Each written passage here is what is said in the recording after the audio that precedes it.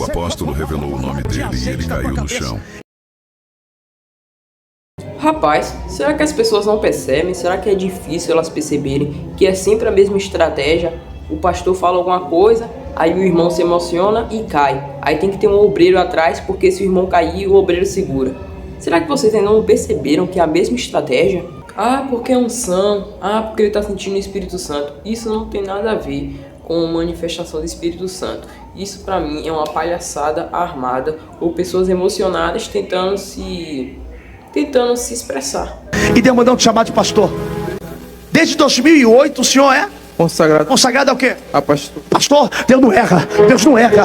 Deus não erra. Realmente, Leonardo Salles, eu concordo com você. Deus não erra. Mas você sim. E outra coisa que eu quero deixar claro aqui é que pastor não é só aquela pessoa que fez teologia e estudou tal assunto.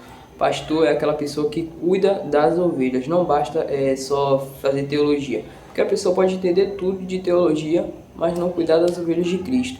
Ou seja, pastor não é só aquele que fez teologia. Pastor é aquele que cuida das ovelhas. E Deus mandou te chamar de pastor. Assim diz o teu Deus, aquele que te chamou. Fui eu que te levantei, fui eu que te ergui, fui eu que te coloquei de pé. E digo para ti que não tem homem na terra e nem tem demônio que vai apagar o chamado que eu tenho contigo, porque a batalha é travada. Hoje em dia é bastante comum a gente encontrar igrejas com profetas, pessoas fazendo revelações sobre a vida alheia.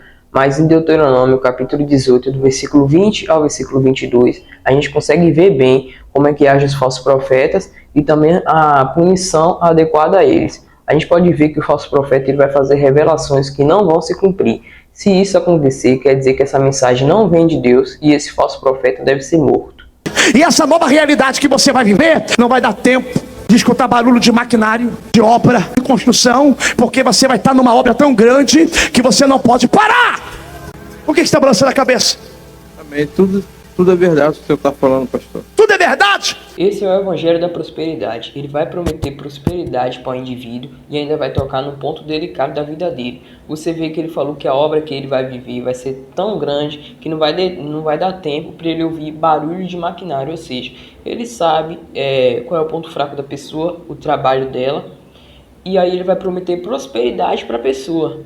Como se aquela realidade da pessoa vai mudar e ela vai viver outra. Por isso que eu falo, Evangelho da Prosperidade. Trata Deus como se fosse o servo e o indivíduo como se fosse o centro. E para fortificar ainda mais a narrativa de Evangelho da Prosperidade deles, eles vão pegar figuras bíblicas do Antigo Testamento, como Davi, Moisés, pessoas que venceram na vida e foram honradas por Deus, para tentar passar uma imagem, olha, assim como essas pessoas foram honradas por Deus, você vai ser honrado também.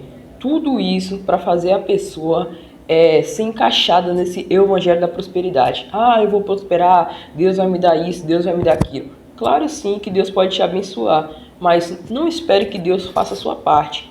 Deus te abençoa, mas você tem que fazer a sua parte. Você não pode deixar tudo na mão de Deus. Mas como essas pessoas não estão dispostas a pagar o preço para viver a vida que elas tanto sonham, eles passam a visão para elas que Deus vai fazer tudo por elas. Ou seja, essas pessoas vão se frustrar e no final vão colocar a culpa em Deus. E quando essas pessoas estiverem frustradas, eles vão lembrar aquele assunto da pessoa. Ah, não reclame não, porque tem gente pior, tem gente, os meninos na África estão passando fome, tem gente morando na rua. Ou seja, é o Evangelho da Prosperidade, porém quem prospera são eles. E nessas igrejas do Silas Malafaia, Leonardo Salles, é esse tipo de evangelho que é pregado. E não caia nesse papo. Leia a Bíblia, siga a Cristo. Não siga a opinião de homens, não siga a interpretação de homens, siga a Bíblia. Porque hoje os homens eles distorcem muitas das coisas do Evangelho. Como a gente pode encontrar em 2 Pedro, no capítulo 2, a gente vai ver que os falsos mestres eles vão se infiltrar na igreja e vão implantar heresias destrutivas, que é como está acontecendo hoje. Eles usam da ganância da pessoa, da vontade da pessoa de vencer na vida, para conseguir atrair essas pessoas, encaixar a pessoa na comunidade e assim reinar sobre essas pessoas. Então, o conselho que eu te dou, analise a situação e não caia nessa armadilha do sistema. Sabe o que Deus falou? O Senhor falou para mim: tem pastor que é colega, que é amigo, que me segue no Insta, que fala comigo e pede para ficar no altar, e eu não deixo, porque eu não vejo vida com Deus. Se eu nunca vi, nunca falei, mas Deus está mandando você ficar até o final dessa vigília em cima desse altar. Nesse trecho aí você viu que ele usou do emocional do homem para fazer ele se sentir especial. Ele até citou a situação que ele não deixa alguns amigos dele estar ali no altar, mas ele vai deixar o homem estar ali no altar até o final da vigília. Ou seja, ele está usando o emocional do homem para fazer ele se sentir especial, para cada vez mais entrar num jogo emocional com ele. Você pode notar que a estratégia de manipulação que ele usa é emocional. Você vê que não é só nesse caso, não é só com esse pastor, são com vários pastores.